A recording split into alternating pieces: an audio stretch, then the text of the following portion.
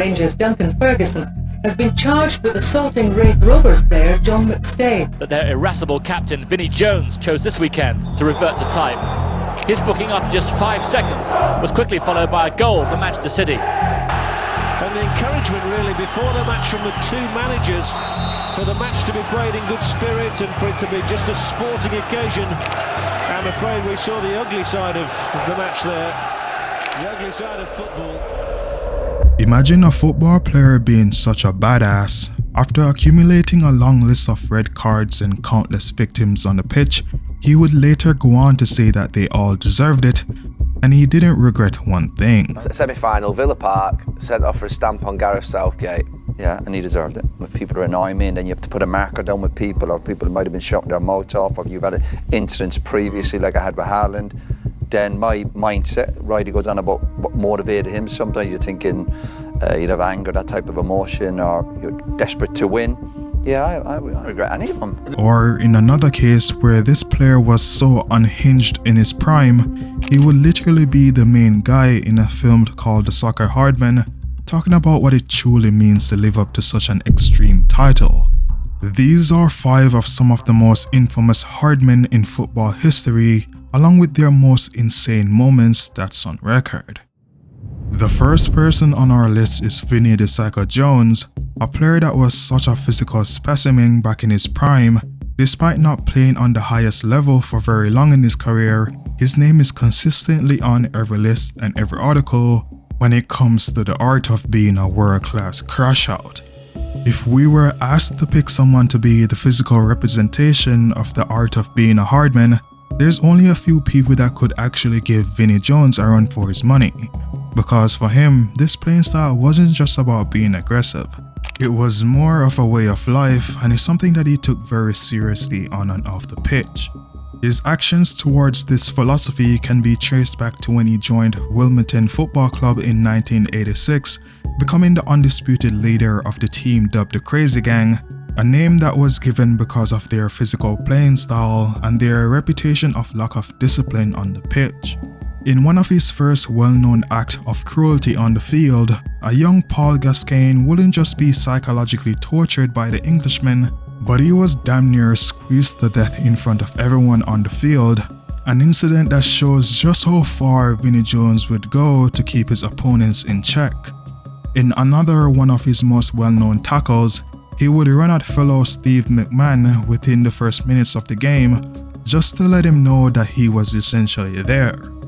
Vinnie Jones in his prime was so ruthless, he would literally be the presenter of a film called The Soccer Hardman, where he would talk about the beauty of being a hardman, along with some of the best ways one can establish themselves on the field. Obviously in football there are things that go on which the spectators don't see and the referee doesn't see. One of the oldest ones in the book is, going up for the header with the elbow out, giving your opponent a nice lump behind the ear. There's always the poke in the eye when you're not looking, or when the ball's up the other end of the field, the centre-half lays out the centre-forward with a right-hander. The oldest one in the book is waiting for a corner and sort of treading on everyone's toes on a freezing January day.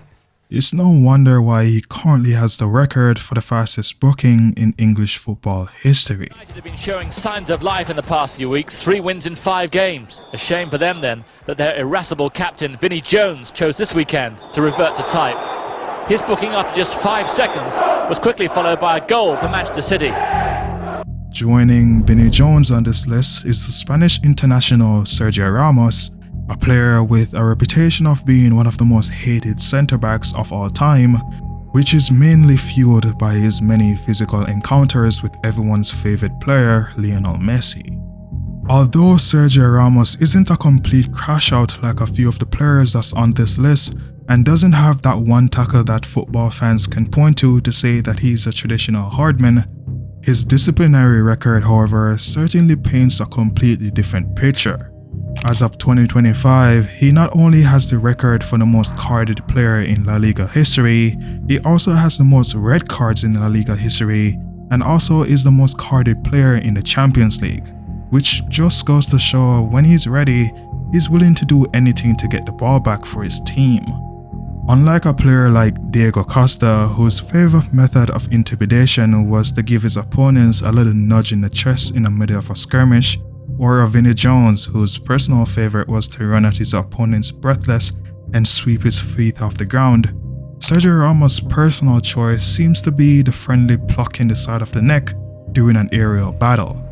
Just enough to let his opponents know who he's dealing with and that he will be there essentially all day.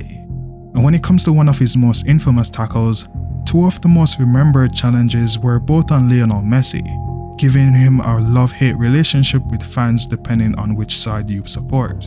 However, regardless of which side you find yourself on, I think we can all agree that we would all want this legendary player playing for our team. Museum and the press room here where they've got all of the pictures of the great games over the years.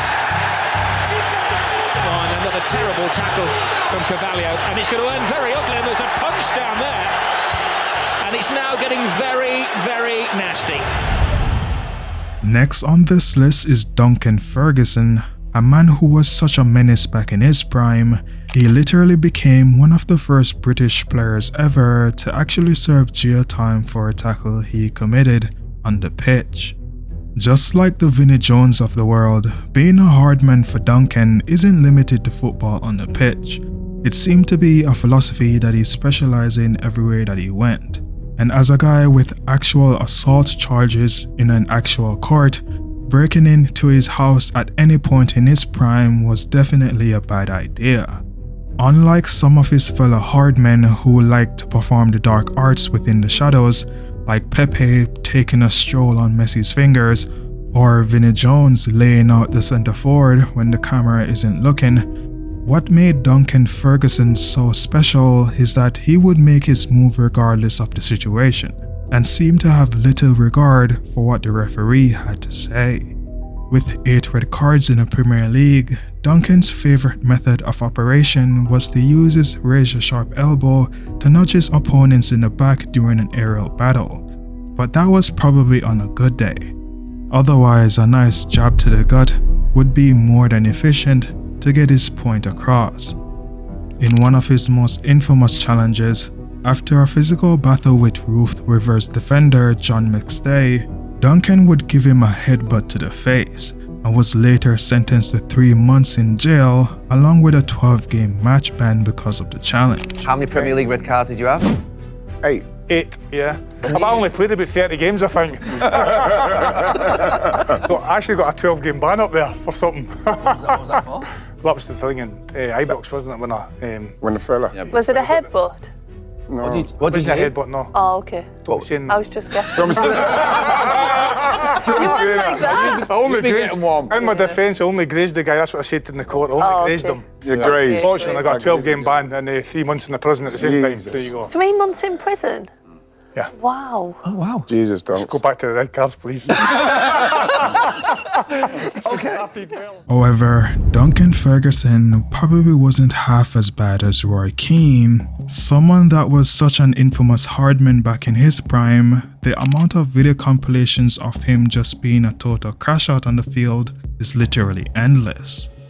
As a man with 69 yellow card and 7 red card in the Premier League back when anything goes, this really doesn't even come close to emphasizing just how destructive this guy really was.